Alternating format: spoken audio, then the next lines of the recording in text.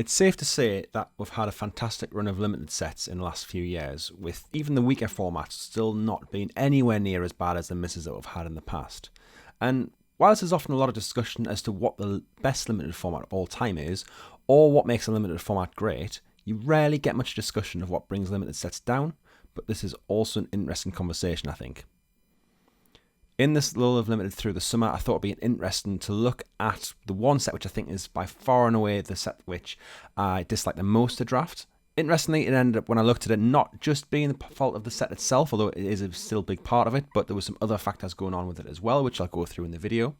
It's not meant to be a video where I just rant about why I didn't like this set and what made it such a poor draft environment and maybe why I lost so much at it, but trying to make it a bit of a more positive view, reflecting on why I thought it has such a lasting impression on me and why it keeps coming back again and again as the set which brings the worst memories back overall.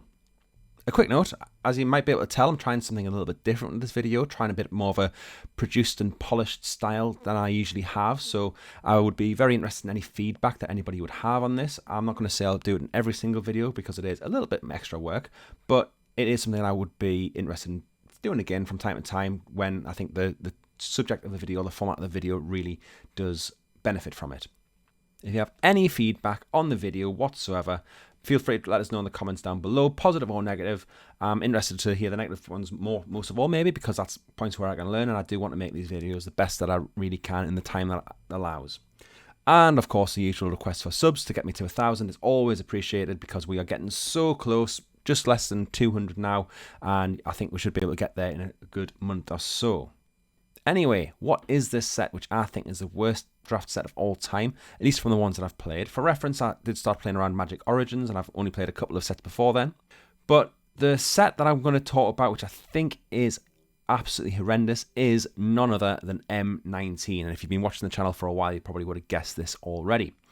It stands out as the worst set I've played for a number of reasons, but I've managed to distill these down into 3 major points and collect all my thoughts into these major points. So I'm going to go through each one at a time and say what it was which made me dislike the set so much, but also what we can learn from why these dislikes came about.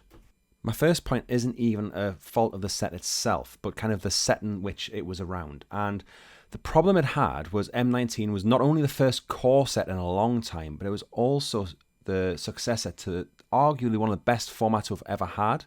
Definitely one of the ones that was best in the previous 5 years and still in a lot of people's top 3 sets of all time, and will be some people's top set of all time, and that is Dominaria. Coming straight after Dominaria, any set would have struggled to be a popular set, I think. It was always going to have that comparison, and Dominaria came out and it was very, very quickly a fan favourite. Not only the limited formats, but also what it added to Constructed and EDH, the callback flavour, which we've seen a little bit more of these days in the more recent sets. The slow, grindy gameplay from the limited and the high level of skill was something that a lot of limited players love. And it, like I said before, it would be tough for any set to follow on from Dominaria and be a popular set.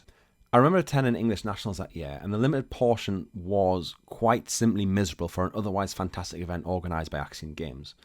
This isn't just because I went 0-5. A lot of people who did better than me, who did quite well in the limited, commented how much better the tournament would have been if the limited portion was Dominaria instead of M19, and the standard was just the standard of the day because the metagame was quite mixed. There was a good few decks going around, and I think it was a very good event that was just let down by this format, and just, again, having to compare it to Dominaria was very, very, very tough. So what can we do about it? Do we just make sure that bad sets don't come after amazing ones? That's obviously not the way forward on this. But we, as consumers, should probably reflect on the background of any judgments that we have on these sets and what they are. Dominaria itself came after a string of mixed bag of draft formats, and it was just very, very much better than a lot of the ones that came before it. But I think I'm in the camp that a lot of other content creators are saying it was great at the time, it's still a good set, but we've had a lot of good sets since, and that kind of waters down how amazing it was. I'm looking forward to do a flashback draft of the original Dominaria 2 before we come to Dominaria United this autumn, but I don't think it is as high for me as it was at the time, and it goes the other way with this as well. M19 was unarguably not the best set in the world, but perhaps what we're doing is we're judging it against the sets that came around it. And it's not just looking at the sets that come around it. A lot of sets that we might play, we might think are particularly good or bad, depending on what our personal circumstances were at the time. I'm one of the few fans of Battle for Zendikar block, because that was around the time that I started playing, and it was the first set which I really found some success with. So I look back on that time quite positively compared to a lot of other people who may have not enjoyed that format, because again, that was potentially an objectively bad format. So, you know, these do affect our emotional feel to these sets and definitely affect our nostalgia. Anyway, I should probably look at a point which is actually looking at the set itself and seeing why I didn't think the set itself was particularly good. And I think an overlooked part of the set and why it wasn't great is the high number of absolutely, undoubtedly awful, unplayable, and just plain bad rare cards that were in the set. I'm not even just talking about the meager rares that require some awkward deck building around, even if some of them might have been downshifted to common recently. Or the tribal rares, which didn't quite have enough support but were kind of good in some of the formats outside and were constructed cards which may or may not have seen play. I can even forgive the fantastic reprints that just don't seem good in a draft set either, especially when they're at Mythic, but there's other reasons to include these. On top of all these mediocre cards in the rare slot that you're still disappointed to open, I'm talking about the cards that were so bad you may even be better including off-colour basic land in place of them in your deck. The amount of Isolates and Infernal Reckonings that I've opened in my time in this draft format is absolutely ridiculous. I would say I opened more than my average fair share, and that's going to be affecting my personal feelings on the set, but there was a lot of these cards in the set. A lot of them look like constructed sideboard cards, but I can't remember even seeing any of them in deck lists ever. One or two cards like this in a set are one thing, but this set had an uncanny number of them, and when drafting it really showed, especially when it came out against somebody lucky enough to actually good rare card. Even the least salty of players would have had a hard time overcoming these bad beats, and it just really affected the feel when you were drafting this set. When you just opened that 7th Isolate in 5 drafts, it was very, very tough to enjoy it. The final point I'm going to talk about, and likely the one that most people who play the format remember most, is the large imbalance of power in the colour pairs, summed up in a single card, Heroic Reinforcements. Boros in this format was incredibly powerful, and the signpost uncommon for the archetype is a large part of this. There's a very good reason why it was chosen to be the Boros signpost card in Double Masters 2022, a set with fantastically powerful cards, and that's because it is a powerful card in itself.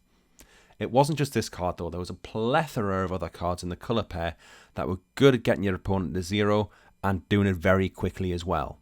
I think the fact that it was the marquee aggro deck of the format which was so strong in this set was part of the issue.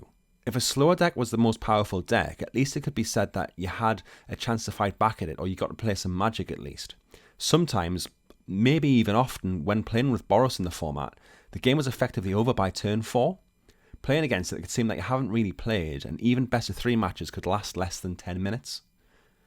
Imbalances, whilst never good, aren't exactly absent from recent sets. We've had them in New Capenna, we've had them in AFR, we've had them in lots of other sets around. The speed of the strongest deck here, however, is what really rubbed the salt in the wound, which you saw a little bit in New Capenna with the Broker's deck, but I think it was even worse in this set. Overall, after reflecting on it this way, do I still think that M19 is the worst set I've ever played? Well, actually, yes I do. Absolutely I do. There's a lot of reasons why the set wasn't just bad gameplay, but also left field bads, and I think it's the combination of these two things which affect how I feel about the set. But it's good to recognise there's an emotional component to this, and it's not just about the gameplay and how this affects my feelings on the set and how this affects feelings on any set.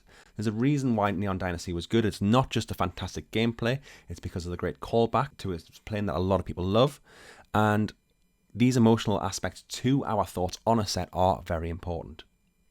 If you've liked the video, obviously, like I said earlier, I'm happy to hear some comments down below. If you didn't like it, let me know why. What do you think could be improved in the future?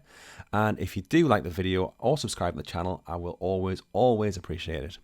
Thanks again, and I'll catch you in the next one. Bye.